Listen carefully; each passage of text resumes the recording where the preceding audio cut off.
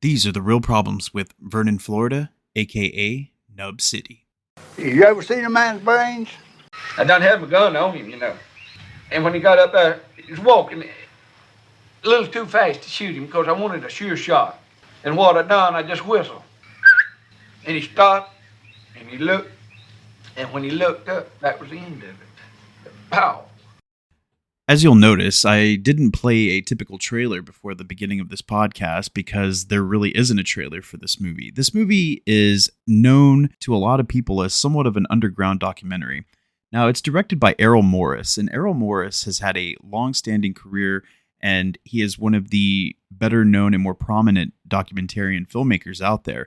He's been an Academy Award-winning recipient for his films such as The Fog of War, which came out in 2006, and he is the type of filmmaker that will go and do some exploration of individuals in a certain circumstance. He also tends to interview more eclectic individuals that may come off as a bit comical or absurd, but he always clears it with the people that he's interviewing and lets them see the footage for themselves to make sure that they're not offended by anything that he has portrayed or the way that they have presented themselves. So he's a very personal filmmaker, and he likes to make sure that all of the people that he's interviewing for his films are very comfortable, and he is a very respectful individual. He isn't one of those rogue documentarians that want to capture footage and regardless of what's going on or apologize later for some kind of uncredited capture of a person doing something that they may or may not like. With that being said, that brings me to his documentary, Vernon, Florida. Now, Vernon, Florida wasn't always the name of this particular documentary. As a matter of fact, it was originally titled Nub City. Yes, nub as in nub of your fingers or your hands or any other body part that may have an amputated limb. Now, the reason why this movie was originally going to be called Nub City is pretty much the entire focal point of this particular episode. Now, when I talk about a real problem, these were some serious problems that were taking place. Basically, what had happened was you'd have to go all the way back to the 1950s because this movie was actually made and released in 1981. But the story began all the way back in the 1950s because in real life, Vernon, Florida, yes, it's a real city, real town in the panhandle of Florida. Vernon in the 1950s, like much of the country, was going through an economic downshift in terms of goods and services. And gradually all of the steamboats that were carrying a lot of tourists were passing through the waterways and they were just rapidly disappearing. They also had steamboats that were providing goods and services and exports and imports that were no longer going through the waterways because they had changed the regulations and they just weren't making enough money to necessitate these types of travel expenses. And also, that being said, the primary railroads were also just moving on through because they weren't stopping in Vernon, Florida anymore, just because of the economic downfall of the entire city. So that was all happening for the town at the time. But the biggest blow that Vernon, Florida had taken was whenever they closed the local sawmill. Now, the sawmill there had a majority of the residents, mostly the males, working there because there were too many other jobs that were in town that they could just go to. Otherwise, they'd have to travel out of town or in some other location. But once that closed, it was just a complete blow to the economy of Vernon. What had happened was that there was one individual, and now this is getting a little bit more intense because there weren't any names. Like, there's no names, nothing that I could find, nothing that Errol Morris would probably want to show. But there was an incident that took place in the mid-1950s where an individual had a severe accident, and in doing so, he had to have one of his body parts amputated from his body. Technically, it was his leg. So he had his leg amputated from his body because of the severity of the accident. What had ended up happening was that he received a check from his medical insurance company saying, hey, this is for the accident. We're sorry. The company or whoever that he possibly sued gave them a payout for the accident.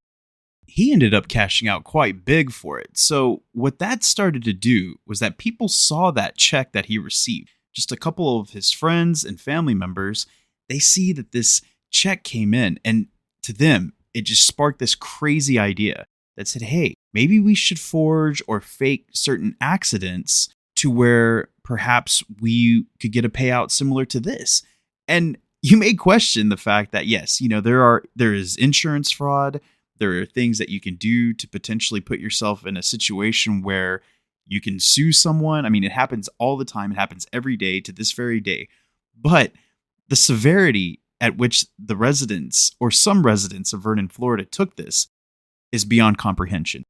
They didn't just say like, hey, I'm going to walk into a supermarket and slip on the floor and say, oh, my back or my neck, or stop short on their brakes and have someone rear end them and say, oh, my neck is hurt. No, they went to the extreme measures, much similar to this guy. And this guy, it wasn't his fault. He actually was injured. It was an accident, his situation. It was a tragedy for him. This wasn't a decision that he made to have his leg amputated. But the people thought, okay, we really need to sell the notion that we are injured. So what we're going to do is we're going to sever body parts. Yes, sever their own body parts for medical insurance scams. And it's just mind-blowing because they started out with their fingers, right? Because, okay, I'm not going to take off a whole foot or a leg just yet. They started out with their fingers. And you were in situations where it could have gotten pressed in something, or industrial accident or motor accident, whatever it may be. Now, the methods that were being used for the amputation started off small, and they were using saws. So they were using saws to basically saw off their appendages, starting with the fingers, all the way to the hands, all the way down to the arms, and even so much the entire arm. And same thing with your feet. Started with the toes, went up to the ankles, went up to the leg, went up to the upper leg. I mean, just the whole thing. A lot of people were realizing that sawing your appendages didn't really seem like so much of an accident, as some cases, the cut lines were way too perfectly straight. And I mean, you can't really be too accurate when you're sawing off appendages. Not that I've ever done it myself, but these people were keen on the sense that it didn't look more like an accident. So they had to step up their approach to how they were removing their limbs. One method that tended to be a more favorite or preferred method was to basically take a shotgun and literally shoot off your appendages. Now, these shotguns ranged from 12 gauges to single automatic rifles, and basically what they were doing is that they were shooting off their hands, shooting off their arms, and just really pulverizing and mutilating their bodies, because in that case, they can say that there was an accident with a rifle, they were hunting, whatever it may be. It just seemed like a gunshot wound tended to be more accidental than sawing off your arm. Like, who would believe that? How can you explain something like that happening so clean cut? That was definitely the preferred method, was basically just taking a straight shotgun to blow off your appendage. And this became an entire scam, so much so that Errol Morris decided to go and investigate this situation. The whole point of his documentary was to go and talk to some of the residents of Vernon, Florida. And he basically had the courage to go up to a bunch of Southern residents who are packing firearms, who know people that are very dangerous. And he's literally asking them, hey, so why did you cut off this body part? And how much did you receive from what medical company? Now, mind you, that's not his initial approach when he was interviewing these people. He started out his documentary by working in real time, and he was there for about a week. So in his week that he was there in Vernon, Florida, shooting the documentary, he was just doing basic interviews with the town residents. And the whole notion of Nub City, as Vernon, Florida became a nickname for, it didn't cross his mind to start there. He wanted to kind of ease his way into the residency, to tell people who he was. He had already had one documentary under his belt, so he had that credential to tell people, say, hey, like I'm a prominent filmmaker and I'm here to interview everybody. So if you could sit and talk with me, that would be great. And of course, any kind of small town mentality. And it doesn't necessarily have to be a small town. Anybody in any kind of normal residency sees a film crew there, because it was just him and his cameraman. He worked guerrilla style. So it was very a close proximity shoot. Like, he didn't even have a sound operator. He didn't have a light guy. I mean, it was just a very, like I said, when I say guerrilla, that means just indie style, just basically handheld, you do it yourself. And whenever that approach was being taken, people get excited whenever they hear, oh, you're filming a movie here in my town? This is exciting. So yeah, of course I would like to be interviewed for your movie. That's kind of how he got all the footage that he did so far, because everybody was real excited to talk to him. And the interviews that he conducted weren't really groundbreaking stuff. It wasn't anything that alluded to the whole medical insurance scam that he was really there for. He was just kind of, like I said, easing into the situation. He starts to get into the nitty-gritty of the documentary. And in doing so, people were quickly realizing, hey, you're showcasing me in this negative and very illegal light. We don't like this, and we don't like you after all. So word got out that his true intentions were to film and interview people with these medical scams. He was severely beaten outside of his hotel room, just got jumped by a couple of residents. Nobody knew who it was. And even if they did know, the police probably didn't want to do anything because now they see him as an outsider. So all the goodwill that he had built up while filming the normal resident part is just completely lost because, okay, now this guy's here to basically rat on me. Is he gonna tell everybody what we've been doing? Like, what's going on here? And so they didn't like that. He got jumped pretty bad and he was in the hospital there. Luckily, the Vernon hospital was willing to take him in. He was there for an entire week. After he got out of the hospital, he thought better of doing the documentary that he wanted to do. So the original title, Nub City, was no longer on the table. He said, well, I'm here. I got financing to do a movie here. I might as well continue on with just interviewing the residents. If you go and watch this film, as of this date, it is currently streaming on Prime. It's on YouTube, and it's only 55 minutes long. So he didn't even get a full feature-length film out of this. I mean, I guess you can consider that, but it's more of a short film. But he very much intended to have a 2-hour plus long film because he was going to really get into the investigative aspect of the movie. But unfortunately, he didn't. Like I said, if you go and watch the movie, it's 55 minutes long. And everything that you see in it was basically footage that he had already captured and just stuff that he decided to finish off because, like I said, he had got financing from his production company to do the movie. Now, what he did decide to showcase in the movie isn't exactly not entertaining. I mean, he really did find some really eclectic people from Vernon to interview. And for example, it's just basically there's no plot. It's just a bunch of surreal monologues from a police officer, this obsessive turkey hunter, a pastor fixated on the word therefore. There was a couple that were convinced that the sand that they keep in a jar is growing more sand and therefore growing a sand person. And there is an old man who claims he can write with both hands. And he also has a pet turtle that he calls a gopher. So, I mean, these are the type of people that he interviewed. And what's interesting is that the city clerk at the time, her name was Sharon Cobb. She was a little bit perturbed by his decision to interview only the more eclectic people because not everybody in town was like this. And like I said, this is already 20 years past the time of the Nub City insurance scandal. So a lot of people really didn't do that scam so much anymore. And they also were just trying to put it past them. So, I mean, that's kind of what got him in trouble, basically, by him poking his nose around in the investigation. I mean, even there was a quote here that I found from the city clerk, Sharon Cobb. She says, he picked all the nuts in Vernon. So that really established her opinion on that. Now, one mathematical fact that I discovered was that beginning in the 1950s, the majority of these scams took place over a 3-year span. Now, the policy payouts began at $5,000 per case and ending upwards to $300,000 dependent on the higher value of the policies that were being taken out. You adjust this for inflation. Now, the range today would be around $53,000 to $3 million in insurance medical payouts. With a population of around 700, 50 of those residents were considered Nub Club members. The movie went on to premiere at the New York Film Festival in October of 1981, and it was met with rousing acclaim. Critics loved it. Roger Ebert himself said Vernon, Florida was not a blockbuster, but it was definitely an unforgettable film, and he gave his endorsement on the picture.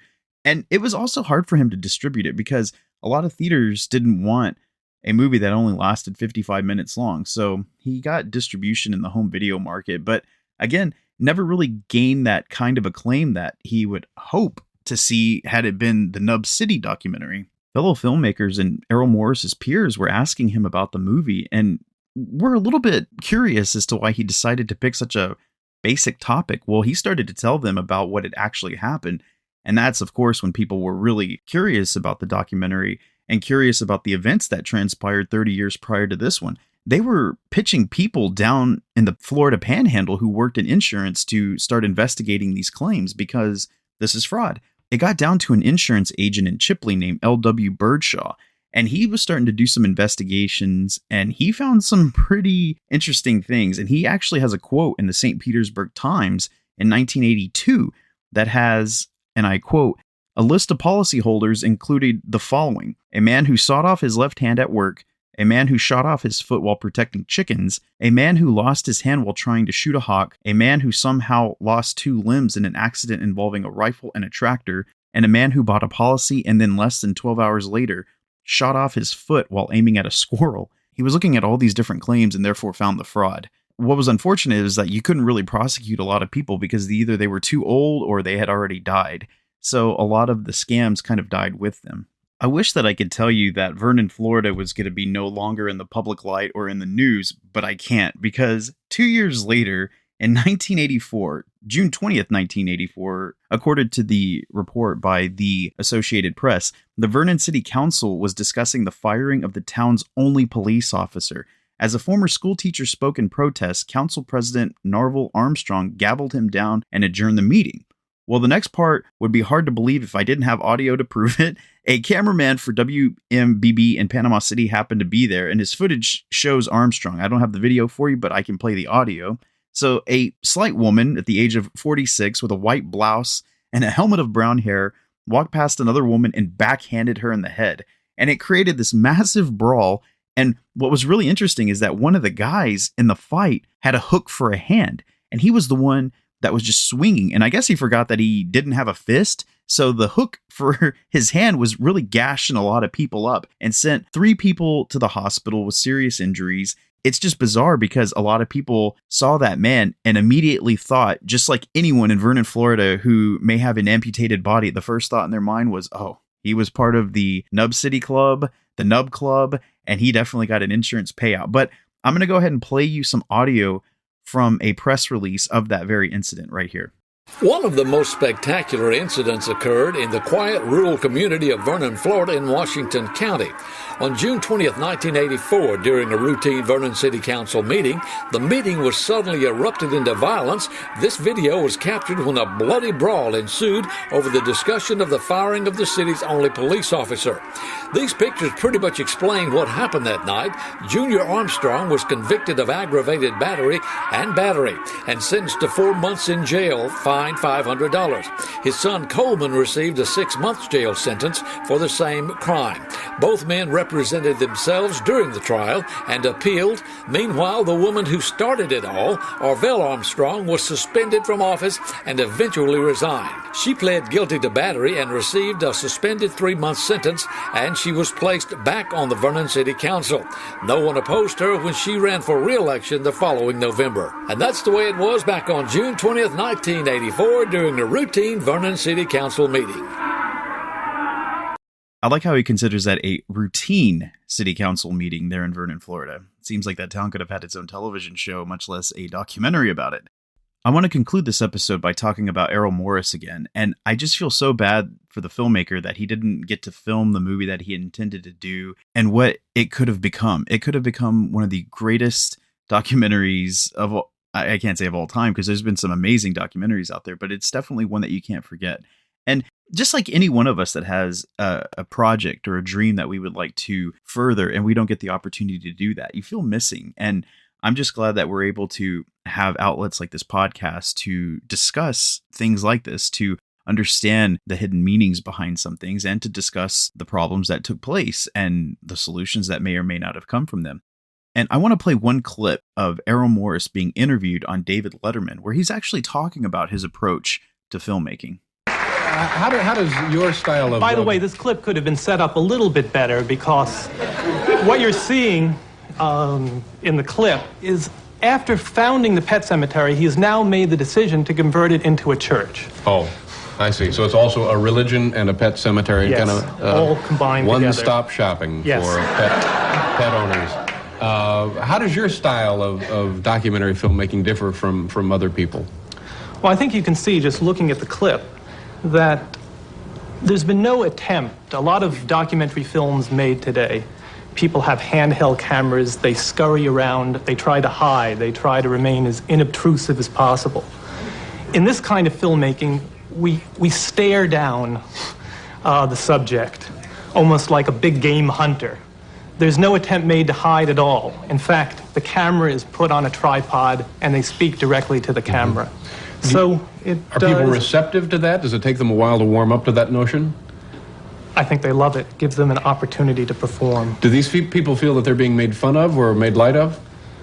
Everybody in the film has had an opportunity to see themselves, and they all like themselves in the film, and they all like the film as well. So it's pretty much a direct representation of what they would be talking about or saying in their own living room or with their friends or whatever, huh? More or less. Yeah. Thank you for listening to this episode of the Real Problems Podcast. We are currently streaming on all available platforms. That includes Spotify, Apple, Amazon, Audible. We're going to be going up on YouTube Podcasts whenever that converts over from Google Podcasts. And if you're not subscribed to the show, please subscribe on any of these platforms that you listen to podcasts, because then you'll know immediately whenever I finally upload one of these new episodes. And thank you to the show's new followers. You can follow it on Instagram, Real Problems Podcast. The show is also on TikTok, where I'm basically playing small clips from this show, and so you can follow us there. If you enjoyed this podcast, please listen to the Screen Addicts podcast. It's another show that I co-host with my good longtime friend, Chris TV Villegas, and we basically just talk about movies, TV shows, and other pop culture things pertaining to entertainment. We have topics that we showcase every week, and we also discuss the things that we've been watching, because like true Screen Addicts, we watch a lot of stuff that we like to talk about. Please subscribe and listen to that show. If you have any questions or want to submit any corrections or something that I may have gotten wrong or something that I completely omitted from a story, please do share so. I will read your letters on a future episode. I have no problem doing that. I like to make sure that all the facts are as correct and accurate as possible. And you can write me at realproblemspodcast@gmail.com. Thank you all for listening, and that's a wrap.